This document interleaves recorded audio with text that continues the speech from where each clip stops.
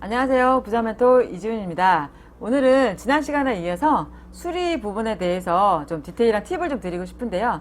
실전에서 경험해보지 않으면 절대로 알 수 없는 팁들이 많이 담겨 있으니까 오늘 시간도 집중해서 들어주시길 바랄게요. 그러면 사진을 보면서 다시 설명을 드리도록 하겠습니다.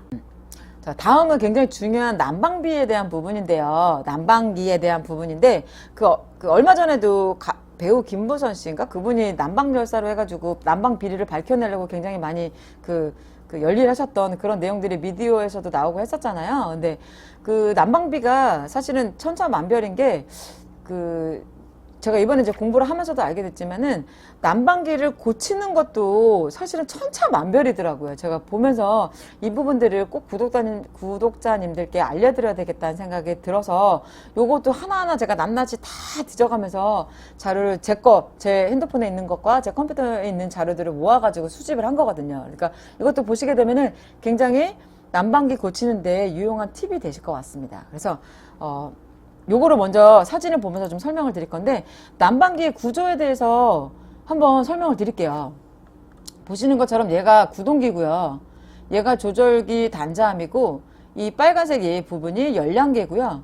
얘는 각방 벨트예요. 여성분들은 사실 이런 거 모를 텐데 남성분들도 사실은 잘 모르실 거예요. 근데 여기 보시면 요 사진 하나에도 보시면은 굉장히 잘 정리가 되어 있죠. 그리고 얘는 세대 메인 벨트, 그 다음에 정류랑 복합 벨트.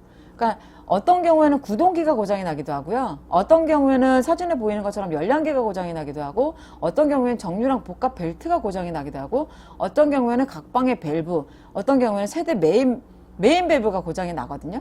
그러니까 어떤 경우에 세트로 고장이 나는 경우들도 있고, 근데 세트로 고장 나는 경우는 별로 없고 이렇게 각각의 구동기랄지 열량계랄지 이런 식으로 고장이 나기 때문에 이런 것들 이제 비용이 얼마나 들었는지도 한번 제가 한번 쭉 설명을 드리도록 할게요. 자, 일단은 여기는 신축 아파트인데 구동기가 고장이 났대요. 이제 완전 신축은 아니고 한 10년 정도 된 아파트인데 구동기가 고장이 났대요. 그래서 사진을 보시는 것처럼 요 구동기 두 개가 고장이 난 거죠. 그래서 요 구동기 두 개를 갈았다 이렇게 사진을 보내준 건데 이게 비용이 하나당 34,650원씩 해가지고 곱하기 2에서 약 8만 원 정도가 들었는데 이 구동기 같은 경우에는 임차인이 내야 되냐 임대인이 내야 되냐 이런 얘기들이 많은데 이 구동기는 사실은 노후돼서 고장이 나는 경우가 많기 때문에 그런 경우에는 임대인이 고쳐주는 게 맞습니다. 그러니까 구동기가 고장났다라고 하면 그 집이 근데 너무 10년 이상 됐다 그런 경우에 그냥 임대인이 고쳐준다 이렇게 보시면 될 것 같고요.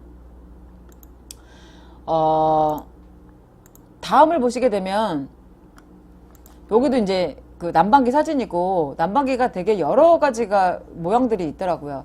여기 빨간색이 열량계고 얘가 구동기겠죠. 파란색이 구동기고 다음 사진을 보시게 되면 여기도 빨간색이 열량계고 그 다음에 요 파란색 부분이 구동기가 될 거고 얘네들이 구동기 밑에 있는 게 세대 메인 벨트, 그 나머지 오른쪽에 있는 벨트들이 각방 벨트가 될 거잖아요. 그래서 지금 한번 내 집에 싱크대 밑이나 보일러 있는 그 밸브 있는 데를 한번 열어서 열량계가 뭔지, 구동기가 뭔지, 그 다음에 공조기가 뭔지 이런 부분들 한번 좀 공부를 해보시는 시간을 가지시는 것도 괜찮을 것 같아요. 근데 제가 이 사진들을 왜 보여드리냐면 이게 그동안에 수리를 하면서도 저도 못 느꼈던 건데 한꺼번에 이걸 모아놓으니까 금액 차이가 너무 많이 나는 거예요. 한번 볼게요. 자, 이 집은 조절기 고치는데 7만 원이 들었고요. 정류랑 벨트 아까 사진에서 보셨던 거 정류랑 벨트 요거 고치는데 복합 벨트 고치는데 14만 원이 들었어요. 그러니까 21만 원이 이 조절기하고 요거 바꾸는데 24만 원이 들었다는 이야기거든요. 21만 원. 조절기가 7만 원, 정류랑 벨트가 14만 원. 21만 원이 들었다는 얘기니까 이 집 같은 경우에는 다른 데보다 비용이 유난히 비싸더라고요. 제가 그래서 이걸 정리를 하면서 여기는 관리실에서 직접 해주는 게 아니라 관리실에서 지정한 어떤 업체에서 해주는 데였었거든요. 근데 다른 데보다 유난히 좀 비싼 걸 보고 한번 사실 관리실에서 한번 물어봐야 되는 거 아닌가 이 생각은 좀 들기는 하더라고요. 그리고 여기 같은 경우에 열량계를 세트로 고치는데 보통 열량계 세트라고 한다면은 조절기하고 사진에 다시 보이는 것처럼 조절기는 외부에 있을 수도 있거든요. 그 조절기하고 보통 이제 열량계 이렇게 보시면 되는데 요 두 개가 고장 났을 때 세트로 고친다 이렇게 보시면 될 것 같거든요. 그래서 그거가 고장 났을 때 약 13만 원이 들었다는 거. 오늘 보여드렸던 것들은 조절기하고 구동기 고치는데 금액이 꽤 많이 비쌌잖아요. 근데 이거는 보시게 되면은 약 조절기하고 구동기 고쳐가지고 약 한 7만 원 정도밖에 안 들었죠. 그러니까 이렇게 금액도 많이 차이가 나는 것도 조금 의아스럽기도 했는데 다른 데도 보시게 되면 가장 싼 데가 이 집이더라고요. 여기는 이제 그 아파트 관리 사무소에서 직접 이제 관리를 하는 데였어요. 그러니까 업체에다 맡기는 게 아니라 아파트 관리 사무소에서 하는 데였는데 여기는 아무래도 좀 세대가 좀 커요. 거의 한 3,000세대 가까이 되다 보니까 워낙 세대가 크니까 관리비가 좀 싼 것들도 있겠지만 구동기하고 온도 조절기하고 인서트까지 고치는데 28,000원이에요. 그러니까 구동기가 10,000원. 근데 아까 보여드렸던 그 집하고 지금 이 집하고 연식은 사실 거의 비슷하거든요. 21만 원 들었던 영수증이 21만 원짜리였던 그 집하고 이 집하고 연식은 비슷해요. 근데 그 집은 약 500에서 600세대 정도 되고 이 집은 약 3000세대 가까이 되긴 하지만 그럼에도 불구하고 구동기가 얘는 10,000원이고 온도 조절기도 9,000원, 그 다음에 인서트가 9,000원이고 28,000원이 들었다는 거는 너무 금액 차이가 많이 난다 이런 생각이 들더라고요. 그래서 이런 부분들 좀 너무 열량계나 이런 부분들이 좀 비싸다고 하면은 관리실에서 문의를 하셔서 물어보시는 것도 좋을 것 같아요. 그래서 집집마다 굉장히 큰 차이가 있으니까 제 영상을 보시고 집이 좀 구축인데 세대수가 좀 작다 그런 경우에는 열량계나 온도 조절기 고칠 때도 비용이 조금 더 많이 들어갈 수 있다라는 거 좀 알고 계시면 좋을 것 같고, 그 다음에 집이 좀 세대수가 많다, 그리고 관리사무소에서 열량계나 관리사무소에서 난방기 이런 것들을 고쳐주는 그런 단지 같은 경우에는 좀 싸게 고칠 수도 있다라는 거를 좀 미리 알고 계시면 좋겠죠. 그래서 이런 부분들도 이제 한 가지 좀 팁이 될 것 같고요. 마지막으로 좀 한 가지 좀 팁을 좀 전해드리면, 지역 난방의 경우에는 요금을 부과하는 방식이 유량계 방식도 있고 열량계 방식이 있는데요.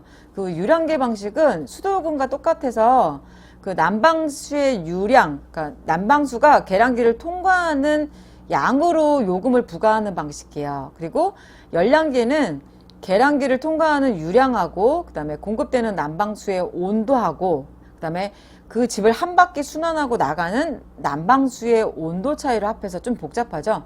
그렇게 해서 요금을 부과하는 방식이거든요. 그래서 우리 집이 유량계 방식인지 아니면 열량계 방식인지를 아시려면은 고지서를 확인을 하시면 될 것 같아요.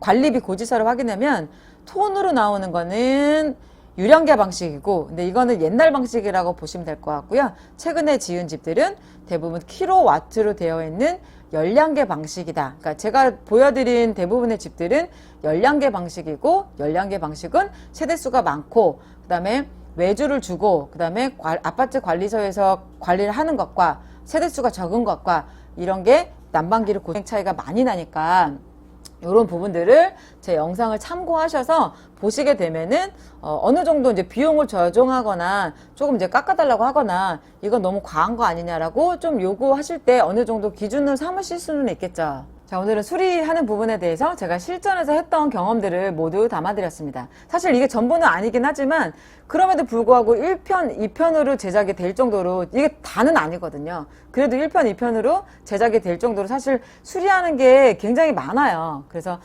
실전에서 경험해보지 않으면 모르실 수 있는 것들을 제 영상에 모두 담아드렸으니까 임대하는 집이 있다라고 한다면 제 영상을 참고로 보시면 간접 경험이 되시고 기준이 되실 수가 있잖아요. 비용도 그렇고 어떻게 수리해야 되는지 그런 부분도 참고를 하시면 좋을 것 같고, 난방비에 대해서도 굉장히 중요한 게 세대수가 많고 적고, 그 다음에 관리실에다 맡기고 안 맡기고에 따라서 난방기 고치는데 어느 정도 비용이 드는지 실전 예시도 드렸잖아요. 그러니까 이런 부분들은 사실 경험해보지 않으면 절대 아실 수가 없는 내용들이거든요. 그러니까 임대하시는 분들은 주택임대 사업을 하시거나 임대하시는 집들이 좀 여러 채가 있다 이런 분들은 제 영상을 보관을 하시던지 아니면 공유를 하셔서 주변에도 좀 널리 알려주시고요.